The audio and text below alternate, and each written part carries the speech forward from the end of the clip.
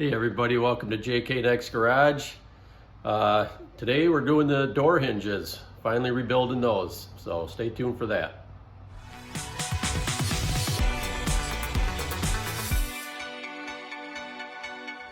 So today we're rebuilding the door hinges on the 67 Firebird. Kelly got them all blasted and coated, and I'll show you what's going on with those. It's been a really busy September, finally getting back to the Firebird.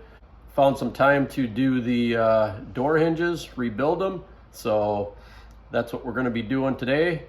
Up to you on whether or not you want to purchase new ones or rebuild yours. It costs us about $50 in parts to rebuild ours.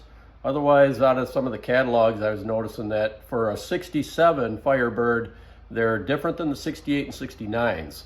So I noticed the prices on the new aftermarket door hinges are about $50 to $60 a piece. So you make the call. If your budget allows for it, great. Ours does not. Plus, we've never done it before, so we thought we'd give it a whirl. So here we go. So the kit we got was from Classic Industries, and it came with 4 of these pins, 2 for each side, 8 of these smooth bushings, and 2 of these bushings that have the ridges on them. So the smooth bushings go on the upper hinges, and a smooth bushing and a bushing with the ridges goes on the lower door hinges. And I'll show you that in just a minute. Right now I'll go through and show you what I did to take this one apart. It's a good idea to do them one at a time. That way you've always got another one to reference where your bushings go and how your pins go in. So just a side note, now when you get these, the kit, I don't know if you can see the little, I can't focus in on that. You can see the little notch right up in here. They send a C-clip with that. So when I bought them, which is probably a year and a half ago or 2 years ago, that didn't come, the C-clips didn't come with them. So all right, so the door hinges. Kelly did an amazing job on these door hinges, getting them prepped and ready. So this door hinge needs to be put together. This one here, this door hinge, this is one we're not using. That pin is pretty short. Not liking it, but whatever. This is the old pin that I took out. Grounded it off here, pounded it out, took the plastic bushings out because the original bushings are not brass, they're plastic. So I've got this other one for a reference. So I don't know if you can see, probably can't see them in there, but your bushings are inside here. So let's get those. Those go up in the side here like this. So I'm just going to take them over to the vise and press them in. Alright, so let's get these pressed in.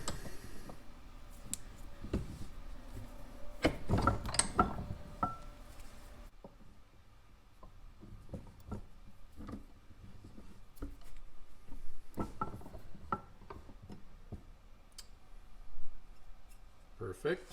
Alright, so now this has got to go inside here, of course. Of course it won't want to go now with the new bushings in there, but we'll get her in there. So when I did this one here, I had a problem with this pin falling out, and I think it's because you can see the little ridges in that hole there. That's where the pin goes through. That's where the little ridges on the focus in on that. There you go. You can see the little ridges there on the pin. That's where the pin went in there.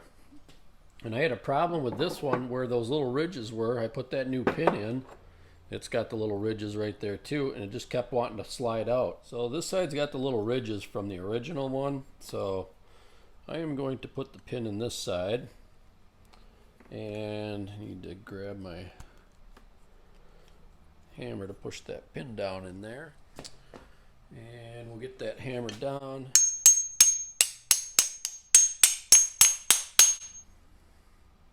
See, that thing doesn't go down there very good. So you can see now the ridges are starting to, so now you can see the ridges are starting to go down in here.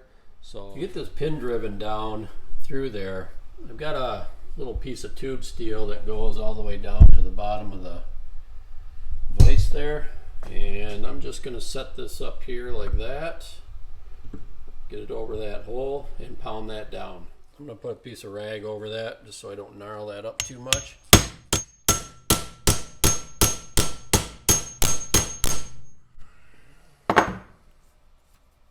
Yeah, scuff her up a little bit, but she's down in there. So yeah, I left a few marks on with the rag, but that's all right. So I don't know if you can see, but the pin does not go down there. It doesn't seat in there very far. It's all the way in, but not impressed with these pins. So anyway, so bushings are in. You can see them in there, shiny. Bushings are in. This one's good to go. Right, so because I put that in that way, now this will go on the driver's side door. We'll take a walk over there. Because I turned that pin around, this will go right here. The pin will be on top. No way for it to work out of there. That's just what I'm doing. This one will go on the passenger side. So, all right. So let's get to the lower hinges. We start with this. We're not going to replace this pin, which is this one right here. We're not going to replace that because I was watching Amazing Metalworks, and he says if these pins are tight, there's no sense in replacing them. There's no movement in either one of these hinges of ours, so we're not going to replace them. So, but like I said, this is the one that's got the ribs on it, and this is the bushing that doesn't. These would go on there along with this. And the detent roller here, actually I've got the instructions right here. This comes with the kit, pretty self-explanatory. Because we're replacing the roller here, this is where the roller was right on here, like that. And so what I had to do is you gotta take that, whatever's holding that roller on, I think it's just a rivet. And what I did is, I don't know if you can see that, I just drilled it till the roller popped out of there, and then ground off the stud that was left. You drill and tap a 1/4-20 hole in there, and then this new roller goes in it. So I'm going to take that off, take that bolt out. So I put a bolt in there so when we blasted these, that I wouldn't get all the media and stuff inside this hole and have to clean it out. So what I'm going to do is I'm going to put a little bit of this Loctite. This is, I think this is high strength. It's the red. So I'm just going to put a little bit of that on the threads, just like that. And then, I don't know if you can see that, 5/32 Allen wrench. Okay, so make sure when you put the roller in there that this arm with the little notch right here is all the way up against to where that spring goes on the back side there. Just like that.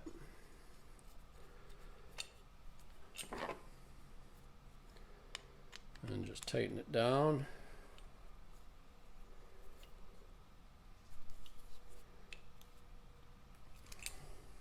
You're good to go. Now that That arm will run on that roller. Perfect. So then this is where the spring goes. So this is where the spring goes, right here and right there. That'll go into the spring there and there. You got to kind of have a spring compressor, which I don't have with me right now. I don't want to put the springs in just yet because when I put these on the door, I don't want them springing back. I want to be able to have them open and close at will there. I don't know if you can see, that's the old one. This is the new one. It's a little bit taller than the old one. Obviously the old one's been in there a while. These actually feel pretty good still, but I'm gonna go with the new one. Seems like it's a little bit, seems like it's a little bit bigger in diameter, but I don't know. I've got the old ones. If the new ones don't work, aftermarket stuff, you know, we'll see.